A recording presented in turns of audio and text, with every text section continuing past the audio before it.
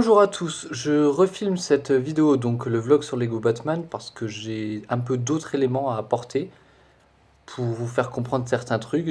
Par exemple, pourquoi les critiques, que ce soit sur Vodcaster ou du coup là je viens de voir la presse, n'aiment pas le film, alors que c'est juste génial, mais je vais vous expliquer pourquoi.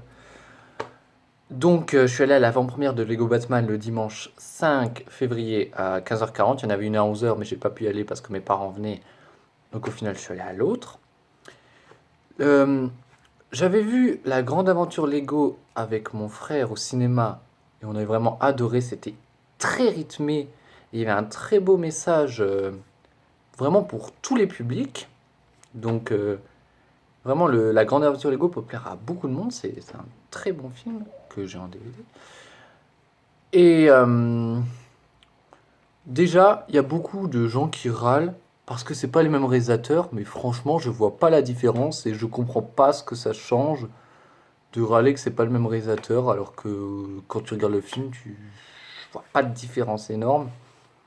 Justement, je trouve que Lego Batman est encore plus rythmé, mais en fait, si l'autre était tout public, celui-ci s'adresse en particulier aux fans de super-héros et de cinéma en général. Parce que du coup, moi, oui, j'étais dans la salle et il y avait deux mecs derrière moi qui, pareil, ont pas arrêté de rigoler.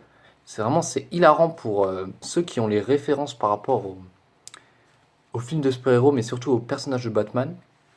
Parce que, par exemple, du coup, ma micro-critique ce podcaster, c'est que le Lego Batman, le film là, il psychanalyse le personnage de Batman entre les références, les punchlines. Vraiment, je trouve, encore plus rythmé. Après, il y a plein de personnages, du coup, de l'univers des super-héros, mais même, du coup, des méchants. Je vais pas les révéler pour que vous ayez la surprise, quand même. Après, du coup, au niveau des voix, parce que sur l'affiche, on voit voix de Natou, Stéphane Bern, Ryan Bensetti. Je les ai pas reconnues, donc elles sont bien, mais elles sont pas reconnaissables, voilà. Donc on va quand même parler un peu du film. Donc Lego Batman, déjà le personnage de Batman, donc, qui était déjà dans la grande aventure Lego, qui était très drôle avec ses punchlines. Voilà. Oui, donc on le retrouve au début du film, je crois, dans une séquence de combat contre le Joker, son ennemi de toujours. Mais vraiment, dans le film, on va avoir plein d'ennemis de Batman qu'on a pu voir au long de tous les films. Ah oui, c'est ça, le film vraiment s'autocritique, autocritique le personnage de Batman et le cinéma. Je vais revenir sur le cinéma plus tard, mais il autocritique le personnage de Batman parce qu'on a une rétrospective du coup des films qui sont sortis sur Batman, même le plus pourri comme les très bons. Et donc c'est assez jouissif. Et par rapport au cinéma en général, c'est parce que le film il commence sur un plan où le cadre est tout noir. Et il explique pas mal de choses en disant oui, tous les films commencent par un plan noir et je sais vraiment plus ce qu'il y a après, mais c'est très très drôle par rapport au cinéma en général et au début des films. Et genre, moi et les mecs, on n'a pas arrêté de rigoler, mais on avait des gamins de 5 6 ans qui ont fait arrêtez, c'est pas drôle.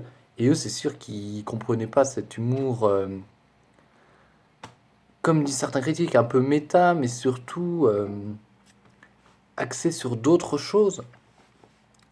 Et voilà, et nous on continue de rigoler, les gamins, non, mais c'est pas drôle. Donc on voit très bien que un public ne peut pas comprendre un certain type d'humour et inversement. Donc c'est vraiment pour ça que je trouve que le film est lâché par les critiques presse et même sur Vodcaster, c'est que il faut être dans ce cinéma de super-héros et en même temps un peu d'autocritique, voilà.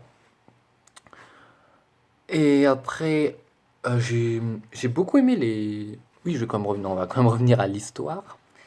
Donc oui, il se bat contre le Joker et tout. Et le Joker, il veut toujours dire à Batman, dis que je suis ton pire ennemi, que tu me hais et tout. Et l'autre, il veut pas. Bon, au bout d'un moment, il le dira, mais donc ça part sur ça. Et donc le Joker, il en a marre de se battre pour rien. Il va y avoir toute une histoire, il va aller dans la zone fantôme. Je crois que la zone fantôme, c'est dans Man of Steel. Oui, donc voilà, par exemple, pour aller voir Lego Batman, il faut avoir vu Man of Steel, déjà un point. Euh, Il y a aussi Superman, du coup, il faut avoir vu Batman v Superman. C'est pour ça vraiment que Le film est très référencé et si on n'a pas vu les matériaux de base, c'est plus compliqué.